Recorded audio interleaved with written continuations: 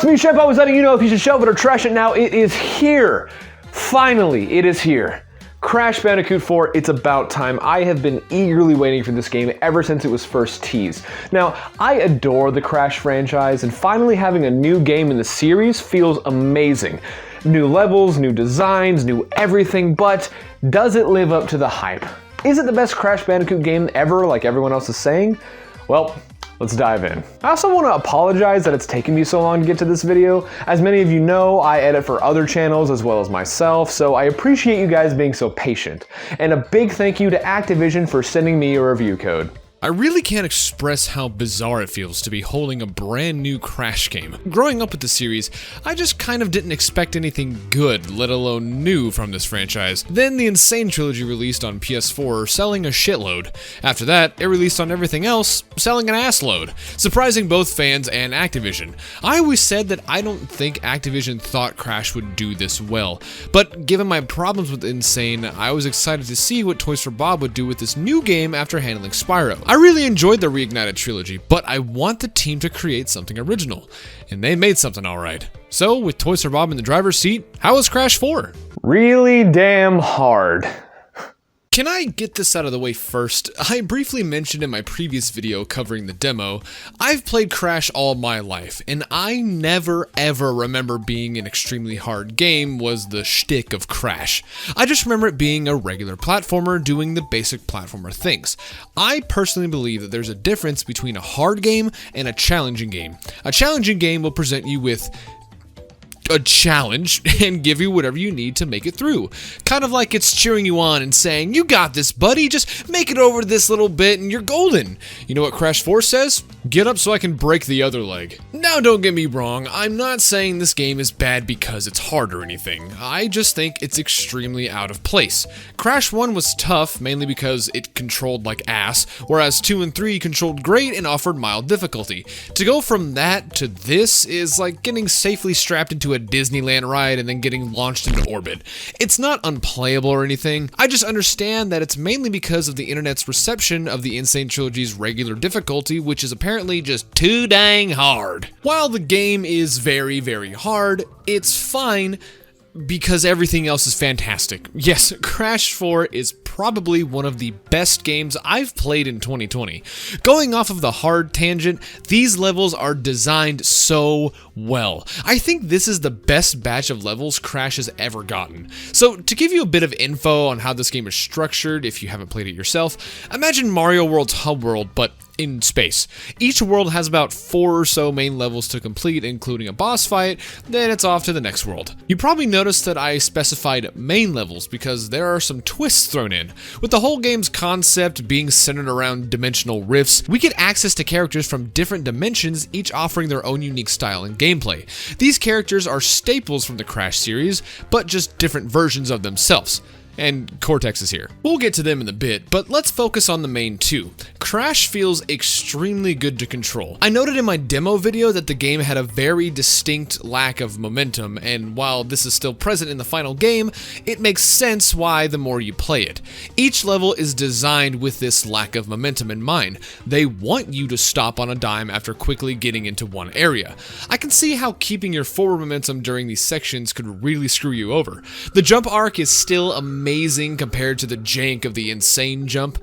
Coco controls the exact same as Crash, but with a blue spin. Ooh! Crash 4 does add a much needed dose of variety to the formula, and I really appreciate that. Along with the standard run, jump, spin, Crash and Coco can now grind on vines and rails. It's nothing groundbreaking, as other games have done this for years, but it's appreciated.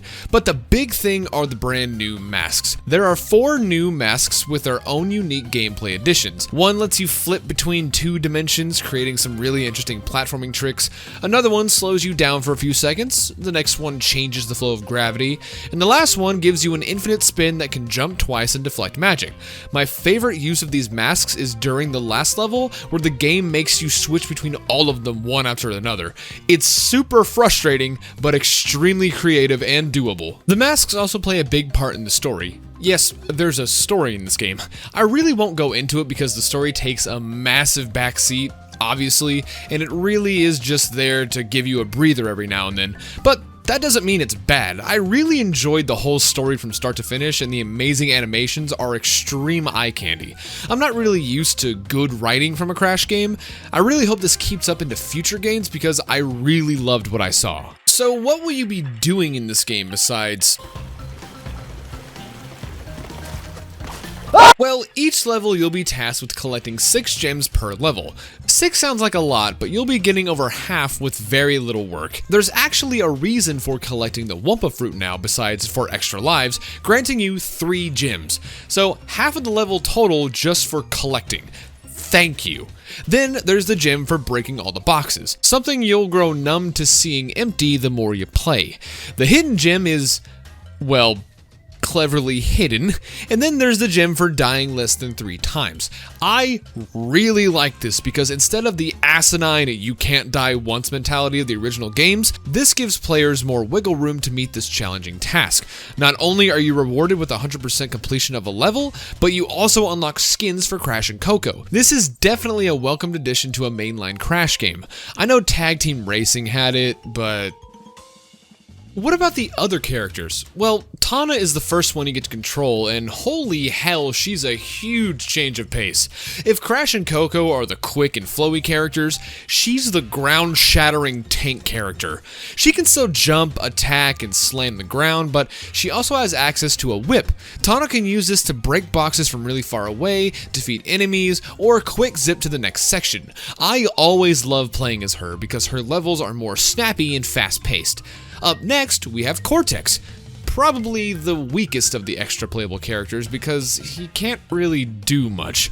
I stated in my demo video that Cortex's levels are like big mazes. You have to turn all the enemies into solid or bouncy platforms. Other than a dash attack, that's really it. His levels don't really stand out in a way. The last playable character is Dingodile. Ooh boy, I love Dingodile. His gameplay is a lot slower paced compared to everyone else. He has a massive spin attack and a suck cannon gun thing. It can suck in boxes and even spit back TNT crates. The gun also acts as a slight hover mid-air, which does add more gameplay challenges. All of these characters' extra levels lead into the main levels, so after you beat a level, you can play as another character in another part of that level. After their section ends, it'll tie back into the previous level, dropping you in as Crash about halfway through or so. But the rest of the level is much harder. I really like this addition to the levels, and it does add a lot more replay value in more than just one way. We're still not even done with the content in this game. After a certain point in the game, you'll unlock Inverted Mode. This lets you play every level again with a different twist or gimmick. I really love this idea and its execution. Not only is it adding a third layer of replay value, but it's offering you a different experience for the same level. I guess my biggest gripe with this game is that it tries to bring in new players with its improved controls and fantastic aesthetic, but then it immediately tries to kick them out with its level design. Listen, the game is hard. Nothing I couldn't handle, but still hard. But for new players, I don't think they're gonna survive. Some of these level design aspects are so ungodly difficult and unfair that even I got annoyed. What they're asking you for certain things just doesn't feel balanced or doable for a lot of people. Like I said earlier, Crash 4 being extremely hard feels very out of place for me, and I think that's my biggest issue. It doesn't feel fair most of the time. That also is paired with the level design. I stated earlier that they're all designed really well, and to be fair, they actually are, but that doesn't mean that they still have issues. They hid so many boxes in so many different pushed away locations. That was probably the most annoying part. Old Crash didn't have this mentality. I felt this really hard recently when I started playing Insane again on my off time, and it just felt really nice to pick up and play. It was fun. No hair pulling difficulty, no constantly hidden boxes in every single level, just good, casual fun. Crash 4 doesn't want to be casual, it just wants to destroy you. I also think that a $60 price tag is asking a bit much for this. When it comes down to it, Crash 4 is a 6-hour game with replay value, and hey, that's not a bad thing. Sonic Generations is one of my favorite games ever, and guess what? It has like 18 levels.